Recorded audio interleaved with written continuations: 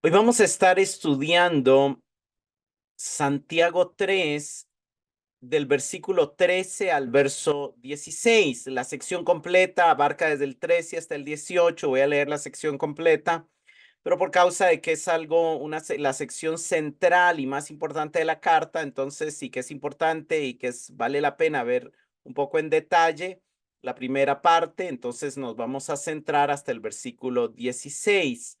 He puesto como título a este tema: ¿Quién es verdaderamente sabio?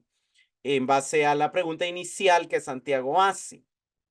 Nos dice el apóstol Santiago en su carta, capítulo 3, a partir del verso 13: ¿Quién es sabio y entendido entre ustedes?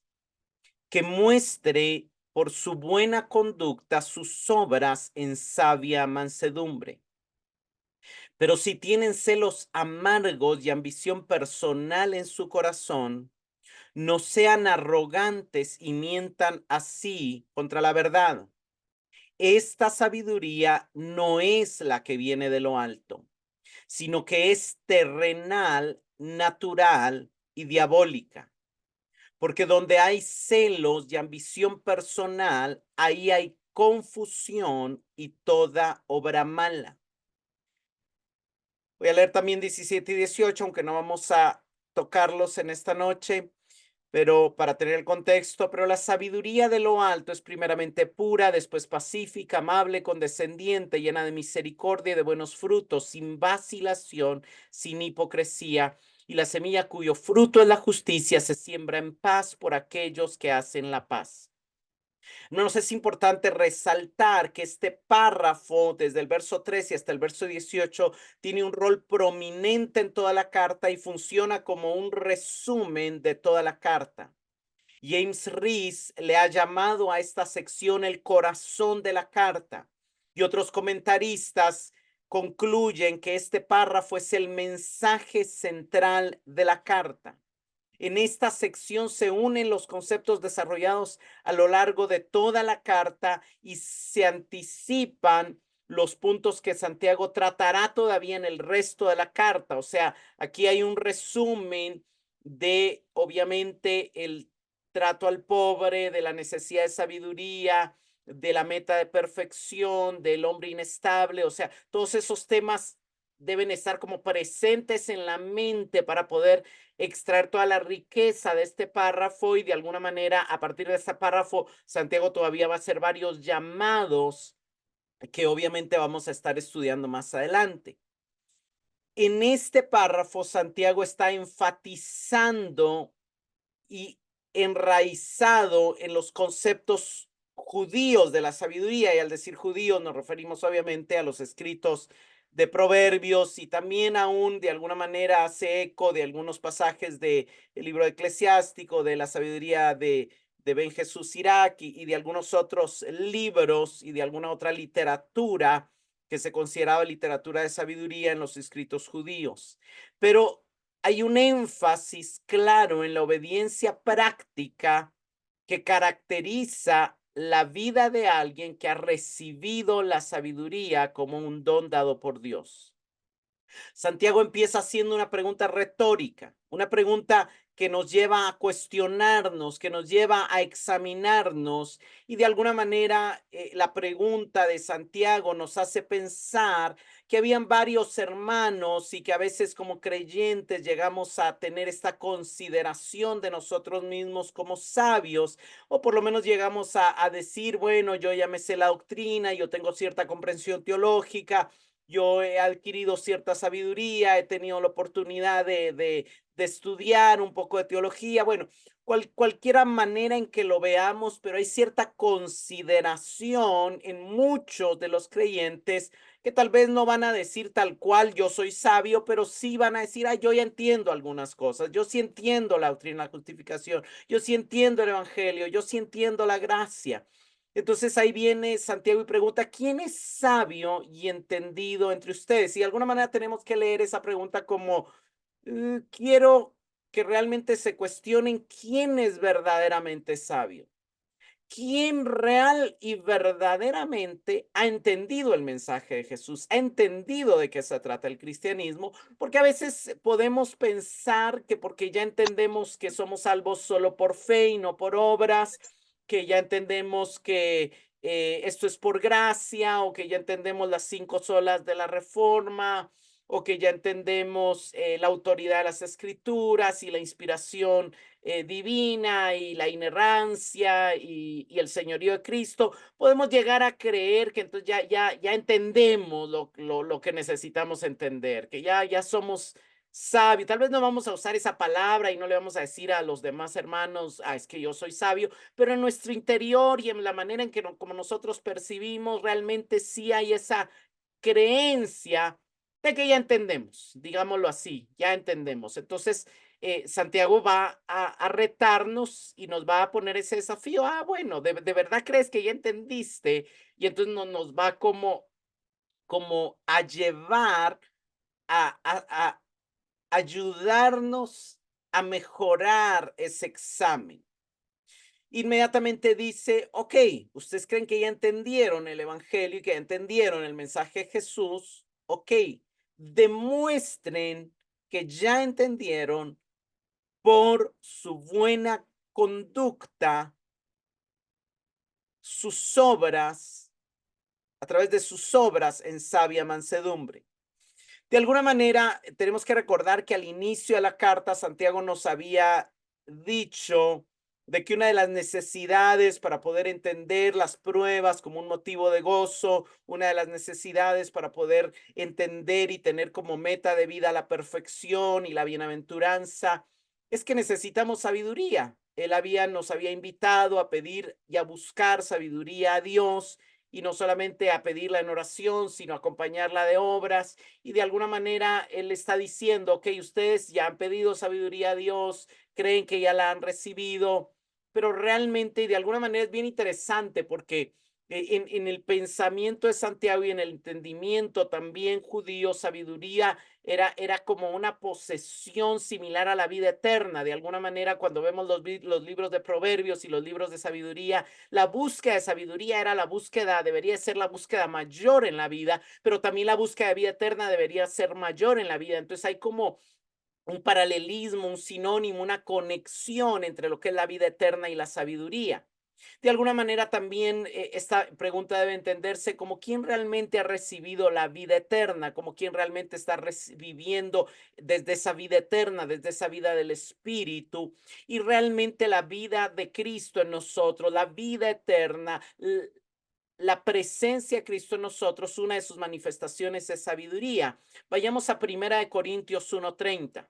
Pero gracias a Dios, ustedes ahora son de Cristo Jesús, a quien Dios ha constituido como nuestra sabiduría, nuestra justificación, nuestra santificación y nuestra redención. Dios ha constituido a Cristo Jesús como nuestra sabiduría.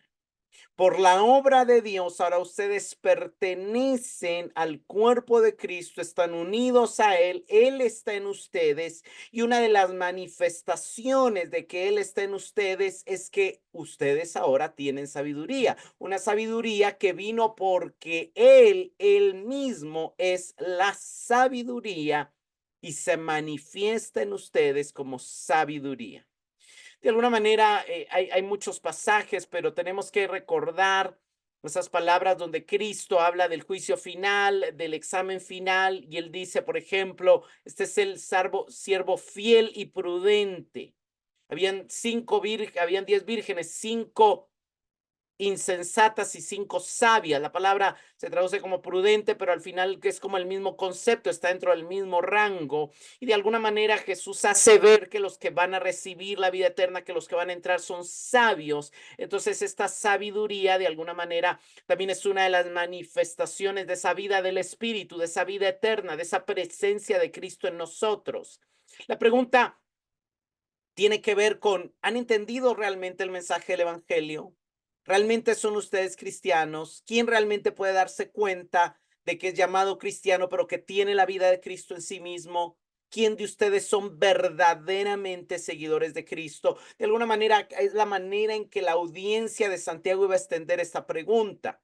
¿Quién puede dar evidencia de que realmente tiene la vida de Cristo manifestada como sabiduría entre ustedes? ¿Quién de ustedes, al darse cuenta que les era difícil tener como motivo de gozo las pruebas y fueron motivados a pedir y a buscar la sabiduría, pueden darse cuenta que ya la han recibido y que ya se está manifestando en ustedes? Y luego inmediatamente dice, primero quiero decirles algo claro. La sabiduría no se mide por qué tanto hayan entendido, no se mide por qué tanto conocimiento teológico tengan, no se mide por qué tantos textos se sepan de memoria. La manera de medir o de saber si alguno de ustedes es sabio es primero por su conducta. Y una de las características del que entendió y recibió la verdad del Evangelio es que va a tener una buena conducta, un buen comportamiento, una buena manera de vivir. Ahora, lo interesante aquí es que esta palabra buena del griego kalos, en el griego es mucho más que algo bueno, realmente conlleva la idea de belleza, de excelencia, se traduce como bueno, justo, bello, excelente. Y lo que está diciendo Santiago es que el que realmente entendió el Evangelio va a empezar a vivir con un excelente estilo de vida, con una hermosa forma de vida. Va a tener un comportamiento bueno, bello, justo. Y de alguna manera aquí está recordando y menciona que ese buen comportamiento se va a reflejar en obras, va a mostrar por su buena conducta sus obras. Y aquí nos recuerda la unidad que hay entre las obras y la fe, donde obviamente tenemos que mencionar que obras para Santiago son obras de amor a través de las cuales se demuestra la fe. Pero regresemos al hecho de que para Santiago la vida de Dios, la presencia de Cristo, no tiene nada que ver con un conocimiento teológico ni con una posición dentro de la iglesia, si se es maestro, no se es maestro, sino que hay un tema de conducta, de comportamiento, de estilo de vida. ¿En dónde se está basando Santiago para decir eso? Yo creo que una de sus bases es el libro de Deuteronomio, capítulo 4, versos 5 y 6. Vayamos a Deuteronomio 4, 5 y 6. Mirad, yo os he enseñado estatutos y decretos, como Jehová mi Dios me mandó, para que hagáis así en medio de la tierra en la cual entráis para tomar posesión de ella. Guardadlos, pues, y ponedlos por obra, porque esta es vuestra sabiduría y vuestra inteligencia ante los ojos de los pueblos, los cuales oirán todos estos estatutos y dirán: ciertamente pueblo sabio y entendido, nación grande es esta. Vean las mismas palabras, sabio y entendido. ¿Qué iba a hacer que Israel fuera un pueblo sabio y entendido? Es algo interesante porque primero no se refiere a un solo individuo, se refiere a la comunidad. Y segundo, la evidencia de que iban a ser sabios y entendidos era la obediencia a los mandamientos de Dios. Entonces Santiago está retomando la sabiduría, la revelación de Dios y está diciendo, recuerden lo que dijo Dios en Génesis a través de Moisés, en Deuteronomio a través de Moisés. ¿Quién es sabio y entendido entre ustedes? No es el que más sabe, no es el que enseña, es el que guarda los mandamientos de Dios, y el guardar los mandamientos de Dios hace que su estilo de vida sea un estilo de vida bello, bueno, excelente, hermoso, y que su fe se demuestre en buenas obras y que su actitud sea una sabia mansedumbre. Es interesante porque cuando vemos los escritos judíos, parecía que, por ejemplo, Jeremías 18:18 dice la ley no faltará al sacerdote, ni consejo al sabio, ni palabra al profeta, y nos da a entender que el sacerdote era el encargado de enseñar la ley, pero el sabio era el que daba consejos sobre cómo obedecer la ley. La sabiduría se entendía y se relacionaba con la capacidad de enseñar a obedecer la ley o de guiar al pueblo hacia la obediencia de la ley. Sabio era el que había aprendido a obedecer la ley en su vida y el que orientaba a otros a una mayor obediencia de la ley. Por eso la sabiduría para Santiago tiene que ver con buena conducta, de alguna manera con obediencia a la ley en base a estos pasajes que son el trasfondo también del conocimiento que obviamente los judíos han estado estudiando durante toda su vida al estudiar la ley. Obviamente se espera del maestro que también sea sabio, pero no necesariamente un sabio va a ser formalmente un maestro, sino que pueden ser consejeros dentro del pueblo, los que se sentaban a la puerta, los que tenían edad o los que se caracterizaban por la obediencia a la ley. De hecho, esa era como la meta de los fariseos. Los fariseos no querían ser escribas, no querían ser sacerdotes, sino querían obedecer la ley. Lo que pasa es que se confundieron y creyeron que se trataba de algo externo y de algo de apariencia, si no entendieron que se trataba del tema del corazón. Pero realmente el entendimiento estaba ahí, o sea, ellos tenían como claro de que la sabiduría tenía que ver con la obediencia. Ahora, Santiago resalta y dice en sabia mansedumbre o en mansedumbre de sabiduría. Y es interesante porque la palabra mansedumbre, aunque algunos lo entendían como moderación, como control de las emociones, como el control de la fuerza, y obviamente ahí nos recordamos de los caballos que siguen teniendo mucha fuerza, pero ya amansado, pues la controlan y solamente la liberan cuando el jinete, cuando el que ahora cuida de ellos, pues obviamente les da la libertad de hacerlo.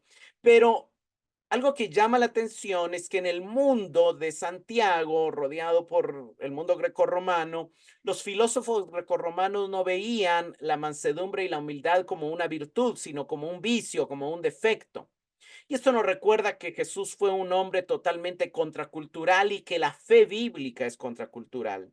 El mundo no va a promover el que tú retengas tu fuerza, sino el mundo va a promover que tú demuestres tu fuerza. El mundo no va a promover que tú esperes que Dios te defienda, sino te va a invitar a defenderte a ti mismo y a demostrarle a los demás lo bueno, lo capaz, lo inteligente, lo poderoso, lo fuerte que tú eres. La Biblia nos invita a demostrar que nuestro Dios es el fuerte y que nosotros no tenemos necesidad de defendernos a nosotros mismos porque Dios nos defiende. De hecho, esta característica se resalta en Moisés en el Antiguo Testamento. En Números 12:3 nos cuenta en Números 12 que los hermanos de Moisés se oponen a él porque él toma una mujer de Cus, una raza que no era tan superior como la de ellos, según ellos. Entonces dicen, no, si no, solo por Dios habla Moisés. ¿Qué hace Moisés? ¿Por qué en ese pasaje específicamente se califica a Moisés de manso? En Números 12:3. De hecho, se le dice que es el hombre más manso de todos los de la tierra, porque él no se defiende, porque él está dispuesto a ceder su liderazgo, porque él está abierto a decir, ok, si ustedes creen que el liderazgo lo debemos llevar los tres, cero clavos, démosle, que Dios decida. Y Dios dice, no, no, no, no, no, yo elegí a Moisés, él es fiel sobre mi casa, ustedes están actuando con racismo, la hermana de Moisés queda con lepra, Aarón queda, los dos quedan avergonzados y bueno, pero el punto es, mansedumbre es no defenderse, dejar que Dios lo defienda. Jesús habló de la mansedumbre, las bienaventuranzas, citando el Salmo 37, recordándonos que los mansos son bienaventurados porque heredarán la tierra. Y cuando vemos el Salmo 37, vemos todas las características de los mansos y podríamos resumirlos, que es precisamente el que confía en el Señor, el que se deleita en el Señor y el que no le preocupa que los malos prosperen, sino que espera la justicia de Dios sometiéndose a su voluntad. Y resalta esa idea de confiar en el Señor, de abandonarse en el Señor, de no defenderse, de no pelear con los malos, sino de entender que un día desaparecerán y no existirán más, porque ese es el mensaje del pasaje. Entonces, ¿qué es lo que está diciendo Santiago? Que la mansedumbre que caracteriza a la sabiduría, que la mansedumbre es una cualidad que caracteriza a la verdadera sabiduría, que caracteriza a la vida eterna. Un confiar y depender en la protección de Dios, en la defensa de Dios, en la venganza de Dios. Bauers en su diccionario griego define la palabra mansedumbre como la cualidad de no estar demasiado impresionado por el sentido de la propia importancia. Para William Barner, la mansedumbre es la actitud humilde de corazón que está llena de gentileza y apacibilidad hacia los demás, lo opuesto a la autoafirmación arrogante y a la búsqueda de dominación o victoria. ¿Qué es la mansedumbre? Es no preocuparme por demostrarle a los demás que yo valgo más o puedo más o sé más porque mi valor está en Dios. Es no querer ganar ni el argumento, ni el pleito, ni la discusión, porque no estoy en búsqueda de ganar nada, porque realmente de eso no se trata la vida espiritual, de eso no se trata la vida eterna. Algunos incluyen aquí el tema de enseñable. ¿Por qué? Porque Santiago en su carta usó esta palabra para referirse a la actitud con la que se recibe la palabra implantada. En el capítulo 1 dijo, reciban con mansedumbre la palabra implantada. Y de alguna manera recibir la palabra con mansedumbre implica que la mansedumbre es ser enseñable, es estar abierto a aprender.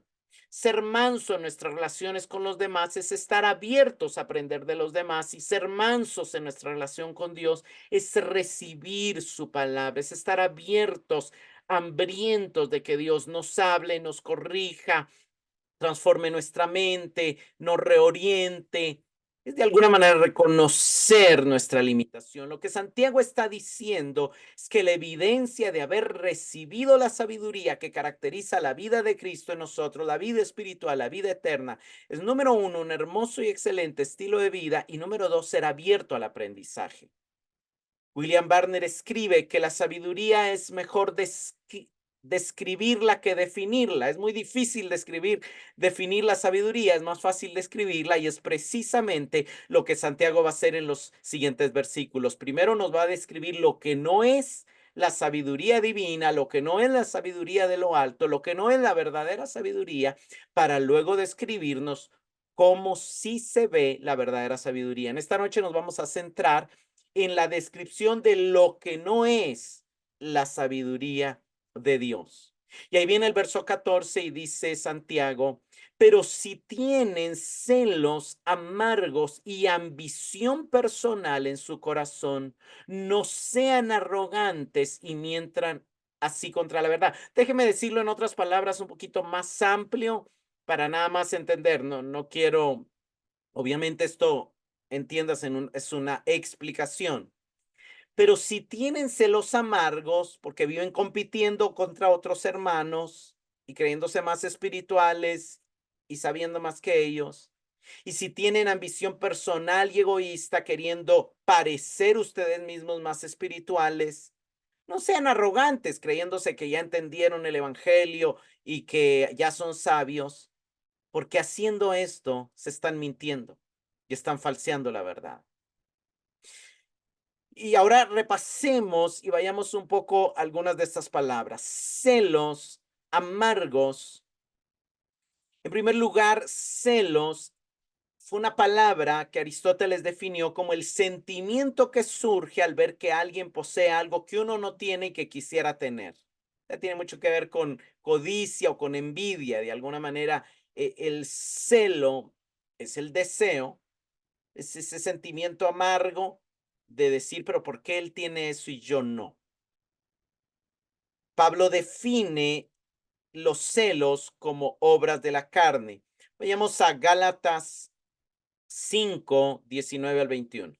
Las obras de la carne se conocen bien: inmoralidad sexual, impureza y libertinaje, idolatría y hechicería, odio, discordia, celos, arrebatos de ira, rivalidades, desacuerdos, sectarismos y envidia, borracheras, orgías y otras cosas parecidas. Les advierto ahora, como antes lo hice, que los que practican tales cosas no heredarán el reino de Dios. Vean, resalte ahí celos, rivalidades, sectarismos, envidias. Todo está como relacionado con lo que Santiago está diciendo. Pero ¿qué nos dice Pablo? Es evidente que esto es sobre la carne. Y número dos, si usted se caracteriza por eso, sepa que no es verdadero creyente, no va a heredar el reino de los cielos. Y ahí obviamente es interesante que Santiago los califica como amargos, y ese término él usó para hablar de la fuente de la cual no puede salir agua dulce y amarga, y al agua dulce era bendecir a Dios y el agua amarga era maldecir a los hombres. Entonces obviamente él está dando un poco explicación. El que tiene celos y manifiesta estos celos maldiciendo a su hermano, atacando a su hermano, diciéndole tonto, o diciéndole tú no sabes, o diciéndole tú no tienes la doctrina correcta, no ha entendido el evangelio. En realidad no es sabio. Eso es lo que Santiago nos está diciendo. Celos es una palabra que también lo vemos en otros usos en la Biblia. Vayamos a Hechos 13:45. Pero viendo los judíos, la muchedumbre se llenaron de celos. ¿Qué vieron los judíos? Que toda la gente, a ellos no los oía, pero cuando llegó Pablo se reunieron para oír a Pablo. Y entonces se llenaron de celos y empezaron a contradecir lo que Pablo decía. ¿Qué provocó esos celos? La búsqueda de que la gente lo siguiera, la búsqueda del agrado de la gente. 1 Corintios 3:3. Porque todavía son carnales, pues habiendo celos y discusiones entre ustedes, no son carnales y andan como hombres del mundo. Había celos y discusiones. ¿Cuáles eran los celos? Que si hablaban lenguas o no, que si tenían estos dones o no, que si seguían al mejor predicador o no, que si tenían, que al que ellos más les gustaba tenía mejor entendimiento de las profundidades y de las doctrinas. Se estaban dividiendo, peleando por cosas sin ningún sentido.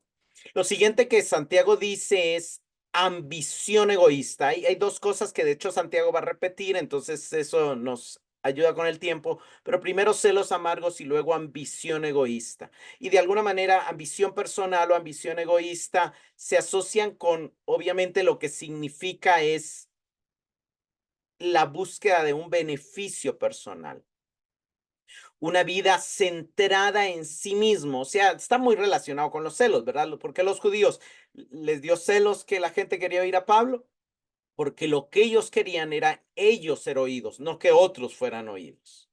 Porque lo que ellos querían es que la gente lo siguiera a ellos, no a Pablo. Entonces, está un poco relacionado, pero obviamente la ambición egoísta y los celos es desear lo del otro, y la ambición es buscar yo ser superior, yo tener más beneficio que los demás. O sea, el egoísmo, creo que todos entendemos que es el egoísmo. Y una de las cosas que hace la ambición egoísta es que es contraria a la vida en comunidad, es contraria a la vida del cuerpo. Veamos a Filipenses 1:17. Pero los otros proclaman a Cristo solo por figurar. No son sinceros. Lo que quieren es causarme problemas ahora que estoy preso. Ven qué interesante, proclamaban a Cristo por ambición personal, por figurar, por hacerse fama, por buscar poder, por querer obtener más plata. No porque realmente amaban a Cristo ni amaban la palabra, sino porque querían que Pablo estuviera afligido, porque ellos ahora tenían su posición, tenían su puesto, y eran más invitados a las demás iglesias y a las conferencias que él. Sí. Y Pablo dice, o sea, ¿qué sentido tiene que prediquen así? Vayamos a Filipenses 2:3. No sean egoístas, no traten de impresionar a nadie. Sean humildes, es decir, considerando a los demás como mejores que ustedes.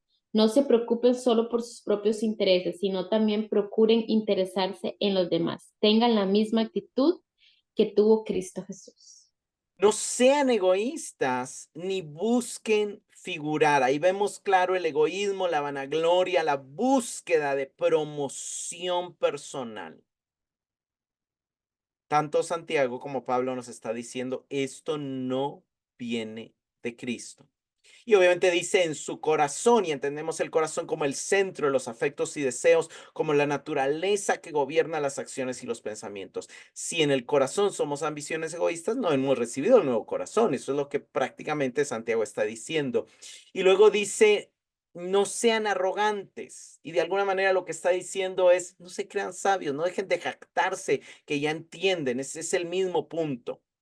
Y este término, no seas arrogantes, no es la única ocasión que lo encontramos en la Biblia. Hay otro pasaje donde volvemos a leer, no sean arrogantes. Vayamos a ese pasaje. Romanos 11, 18 al 21. No seas arrogante para con las ramas, pero si eres arrogante, recuerda que tú no eres el que sustenta la raíz, sino que la raíz es la que te sustenta a ti.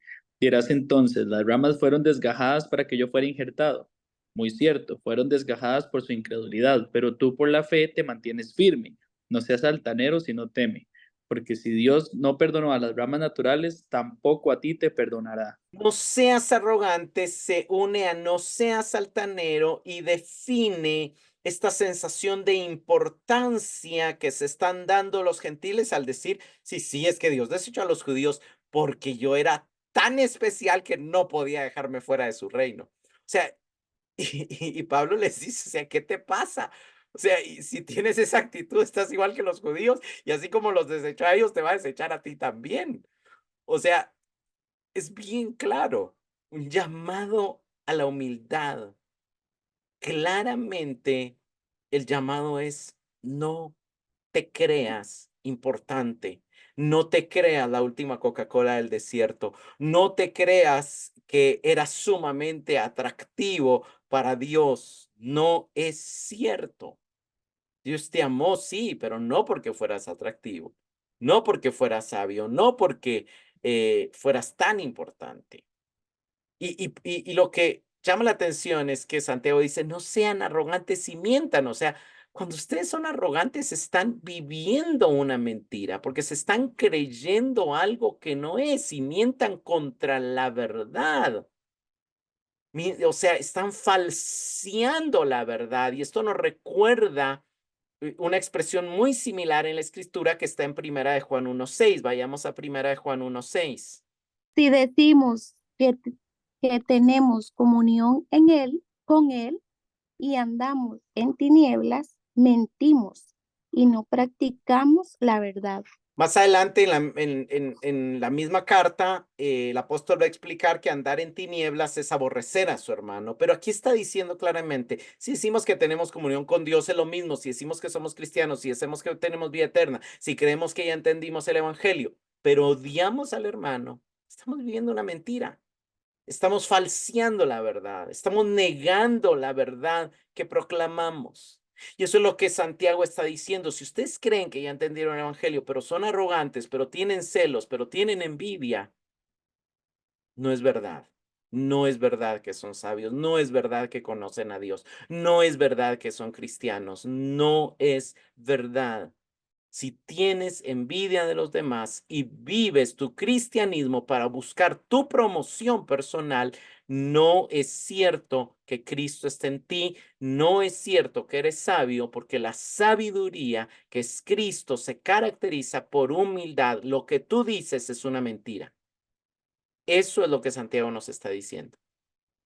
Mentir contra la verdad se refiere a vivir de una manera contraria a la palabra de verdad que ha sido sembrada en el corazón de los verdaderos creyentes que la han recibido con mansedumbre y se caracterizan por tener sabia mansedumbre. Lo que Santiago está diciendo es no vivan una mentira. Y el verso 15 es todavía más fuerte. Esta sabiduría no es la que viene de lo alto, sino que es terrenal, natural y diabólica. Sí, hay algo que se puede disfrazar de sabiduría y que puede ser un tipo y una clase de sabiduría. El conocer Biblia, el ser oído por los hombres, el entender las doctrinas, el saberse de memoria la Torá, sí. ¿Alguien se puede considerar sabio? Sí, ok, vamos a aceptar que es sabio. Es lo que dice Santiago. Pero déjenme decirle algo. No es la sabiduría de Dios. No es la sabiduría que viene de lo alto. Es una sabiduría, pero terrenal, natural y diabólica. Es bien interesante porque lo que Santiago está diciendo es que hay otra sabiduría que no viene de Dios, que produce jactancia, competencia y envidia, pero no viene de Dios. Hay una sabiduría que viene de lo alto y nos recuerda que toda buena dádiva y todo don perfecto que envía el Padre viene de lo alto. Lo alto hace referencia al ámbito del Padre, al reino del Padre que se deleita en dar cosas a sus hijos que le piden, especialmente sabiduría si se la piden. Pero también hay otros entes que te quieren dar cosas disfrazadas como si Dios te las hubiera dado, pero que no vinieron de Dios. El origen de este tipo de sabiduría que produce jactancia, competencia y envidia es primero terrenal, segundo natural, sensual o animal y tercero demoníaco o diabólico. Hermanos, el tipo de sabiduría que hace referencia a la búsqueda de conocimiento con el objetivo de tener promoción personal, con el objetivo de ganar discusiones y argumentos, con el objetivo de que lleva y con la consecuencia de crear divisiones y sectarismos y rivalidades entre los creyentes, tiene tres orígenes que son precisamente nuestros tres enemigos. Número uno, terrenal, contrasta con lo celestial. En el Nuevo Testamento lo terrenal describe lo imperfecto, lo temporal, lo transitorio, lo débil, lo correspondiente a este mundo. Por ejemplo, 1 Corintios 15, cuando Pablo habla de los cuerpos, en el verso 40 dice, hay cuerpos celestiales y hay cuerpos terrenales. En 2 Corintios 5:1, cuando Pablo habla de este cuerpo, dice, sabemos que si esta tienda terrenal, que es nuestra morada, es destruida, no importa, tenemos de Dios un edificio, el cuerpo que va a ser glorificado. Vayamos a Filipenses 3, 18 y 19. Porque muchos andan, como les he dicho muchas veces, y ahora se lo digo aún llorando, que son enemigos de la cruz de Cristo, cuyo fin es perdición, cuyo Dios es su apetito y cuya gloria está en su vergüenza, los cuales piensan solo en las cosas terrenales. Está diciendo, un tipo de fulanos que se creen cristianos, que tienen religión, que se llaman a sí mismos cristianos, pero que odian la cruz, que son enemigos de la cruz, que no quieren crucificar sus pasiones y deseos, sino que quieren obtener todo lo que este mundo les ofrece. Piensan solo en un beneficio de las cosas temporales, terrenales de este mundo. Los que piensan en lo terrenal no han conocido la cruz, no han conocido la sabiduría de Dios, no han recibido la verdadera vida de Dios. Luego, segundo, es natural. Es interesante porque esta palabra se podría, quizá la traducción más normal sería almática, pero como el almática tiene otro sentido en nuestro vocabulario, porque el griego es sujike, y el griego suje es alma, o sea, realmente lo que significa es del alma, pero realmente en toda la escritura siempre se traduce como natural, en algún momento se traduce como sensual y algunos lo traducen como animal porque el contraste es con el espíritu, el contraste de lo terrenal es con lo celestial y el contraste aquí de lo natural es con lo espiritual. Obviamente aquí describe a la carne, a lo que se percibe por los sentidos y a la vida del hombre que no ha sido resucitado en su espíritu. Vayamos a 1 Corintios 2:14. Pero el hombre natural no percibe las cosas que son del Espíritu de Dios porque para él son locura y no las puede entender porque se han de discernir espiritualmente. El hombre sújique, la sabiduría sújique, natural, del alma, o sea, carnal, natural, sensorial, No tiene la capacidad de percibir lo espiritual. ¿Por qué? Porque no tiene la naturaleza espiritual. O sea, se contrasta lo espiritual con lo natural. De hecho, 1 Corintios 15:46, Pablo contrasta diciendo el espiritual no es primero, sino el natural, luego el espiritual. Hablando del primer Adán es natural y el segundo Adán es espiritual. Judas habla en su carta en el verso 19 de los falsos maestros, dice, estos son los que causan divisiones, los sensuales, ahí se puede traducir los naturales o los almáticos o los animales, y luego explica los que no tienen el espíritu. Entonces, la explicación de aquí es que contrasta con lo espiritual.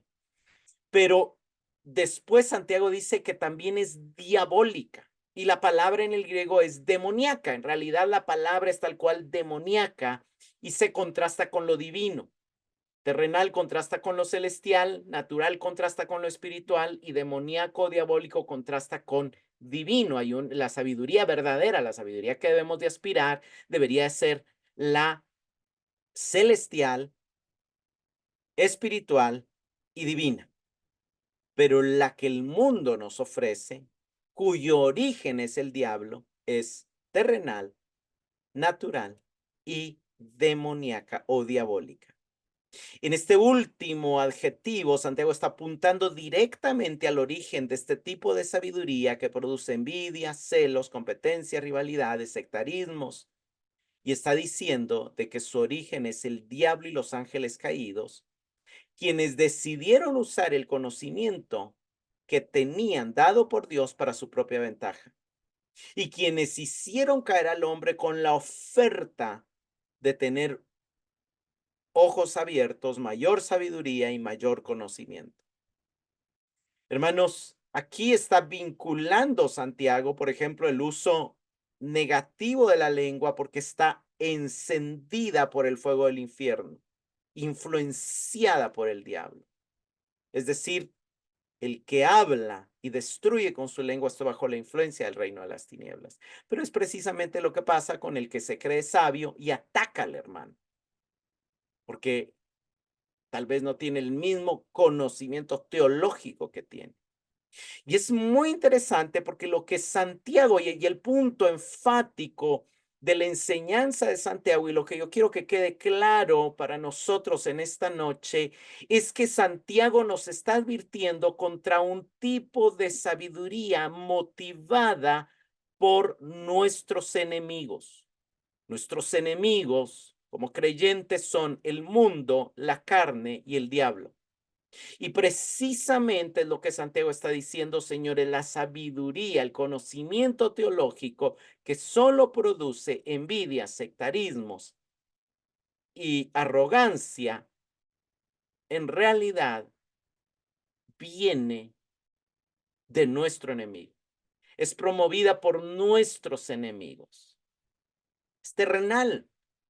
Pertenece al sistema del mundo que se opone a Dios. Es natural. Es promovida por la carne, por la naturaleza pecaminosa que no puede ni quiere agradar ni obedecer a Dios y que todo lo que produce es muerte. Y es promovida por el diablo, por los demonios, influenciada por el reino de las tinieblas, cuyo objetivo es mantener en engaño y esclavitud a los hombres. Y por eso el verso 16 concluye, porque donde hay celos y ambición personal, ya explicamos qué es esto y ya lo entendemos, ahí hay confusión. Esta palabra confusión se puede traducir también desorden o caos y toda obra mala o toda cosa mala. Santiago está enfatizando y repitiendo celos y ambición personal porque él quiere que nos examinemos. Realmente celamos a otros cristianos. Quisiéramos hacer milagros como aquel que dice que hace milagros, o hablar en lenguas, o tener el conocimiento teológico de aquel, o tener la capacidad, los dones de aquellos cantantes, o de aquel predicador, o de aquellos que o sea, ¿realmente nos causa celos eso? Quisiéramos ser reconocidos como más espirituales, como más cerca de Dios, como más sabios, como los que son de la sana doctrina o de que tienen la teología correcta. ¿Saben a qué los va a conducir eso? Dice Santiago. al desorden, al caos, a la confusión. Es decir, ese tipo de cristianismo no los lleva a la paz, no los lleva al descanso, no los lleva al refrigerio y no los lleva a la bienaventuranza. No los alcanza a lo que debería de ser su meta, a lo que debería de ser su búsqueda. El desorden aquí nos recuerda la inestabilidad que caracteriza al hombre de doble ánimo. ¿Cuál es el riesgo de ser de doble ánimo, el cual es inestable en todos sus caminos? Es que nunca va a llegar a la meta, está de aquí para allá, de aquí para allá, de aquí para allá, no llega a la meta. Su probabilidad de llegar a la meta es casi nula. ¿Queremos ser nosotros de los que no llegamos a la meta? Y cuando dice Santiago, y toda cosa mala no debe entenderse como, ay, produce un tipo, no, produce, la palabra mala se traduce también como indigna, se entiende también en el griego como algo indigno y de alguna manera como algo sin valor. ¿Qué está diciendo Santiago? Señores, la búsqueda de ese tipo de sabiduría no produce nada bueno, no proporciona ningún beneficio real, no tiene ninguna ventaja eterna. Hermanos, si algo nos deja clara la Escritura, es que no puede ser más triste, nada puede ser más triste que invertir energía y tiempo en algo con la esperanza de construir un mejor futuro, una mejor familia, una mejor nación, para terminar dándose cuenta de que todo el esfuerzo que se había dedicado a eso era en realidad esfuerzo dedicado al enemigo y todo el tiempo se había estado saboteando. Hay un tipo de sabiduría que el mundo ofrece disfrazado de religiones y de filosofías, pero sin ninguna relación con el espíritu y con lo celestial, cuyo origen es diabólico. Puede ser atractivo, puede parecer que explica muchas cosas y aún puede estar basado en los escritos de maestros, escribas, teólogos, eruditos y hombres que tal vez sí fueron sabios de verdad y que tal vez sí estudiaron de verdad la escritura. Pero si lo que produce es divisiones, ataques a otros creyentes, arrogancia, egoísmo, envanecimiento, sepan que están peleando del lado equivocado. Sepan que se están saboteando a sí mismos y que su único fruto será desorden, es decir, caos y destrucción. Abran los ojos y dense cuenta, nos dice Santiago, que ese tipo de sabiduría no viene del Espíritu, no la envió el Padre, no es Cristo manifestándose como sabiduría, porque Él no va a producir algo contrario a su naturaleza mansa y humilde y a su ley real que nos manda amar al prójimo. Si te crees más espiritual que otros, si crees que tu teología es más sana que otros, si crees tener un mejor entendimiento de las cosas profundas de Dios, ten cuidado. No sea que en lugar de estar acumulando tesoros en los cielos, estés acumulando destrucción. Terminemos leyendo algunos versículos. Vayamos a Isaías 5:21. Qué aflicción para los que se creen sabios en su propia opinión y se consideran muy inteligentes. Romanos 12:16. Unánimes entre vosotros, no altivos, sino asociándoos con los humildes. No seáis sabios en vuestra propia opinión. No seáis sabios en vuestra propia opinión. Primera de Corintios 8, del 1 al 3. Sacrificados los ídolos, todo conocimiento envanece, pero el amor edifica. Ok, vean lo que Pablo está diciendo. En cuanto a los sacrificados de los ídolos, en cuanto a esas cosas que a veces quisiéramos saber y tener todas las respuestas, que no son como tan elementales, pero que queremos tener todas las explicaciones. En cuanto a los sacrificados de los ídolos, sabemos que todos tenemos conocimiento. El conocimiento envanece, dice Pablo, pero el amor edifica. Y si alguno se imagina que sabe algo, aún no sabe nada como debe saberlo. Pero si alguno ama a Dios, es conocido por él. ¿Qué está diciendo Pablo? Puede que tú sepas del conocimiento de los ídolos, pero si eso te está llevando a atacar al hermano que no sabe, estás mal, porque lo que edifica es el amor, no el conocimiento. Y lo que importa es amar a Dios, porque es el amor a Dios que se demuestra en el amor al hermano lo que realmente nos garantiza que Dios nos conoce. Vayamos a Romanos 2, del 3 al 8. Y piensas esto, oh hombre, tú que juzgas a los que tal hacen y haces lo mismo, ¿que tú escaparás del juicio de Dios? ¿O menosprecias las riquezas de su benignidad, paciencia y longanimidad, ignorando que su benignidad te guía al arrepentimiento? Pero por tu dureza y por tu corazón no arrepentido, atesoras para ti mismo ira, para el día de la ira y de la revelación del justo juicio de Dios, el cual pagará a cada uno conforme a sus obras, vida eterna a los que perseverando en bien hacen, buscan gloria, honra e inmortalidad, pero ira y enojo a los que son contenciosos y no obedecen a la verdad, sino que obedecen a la injusticia. Aquí está hablando Pablo. Gente que tenía conocimiento teológico y que tenía conocimiento bíblico, pero que usaban su conocimiento para juzgar y condenar a otros. Pablo dice, bueno, tú te crees mejor que ellos.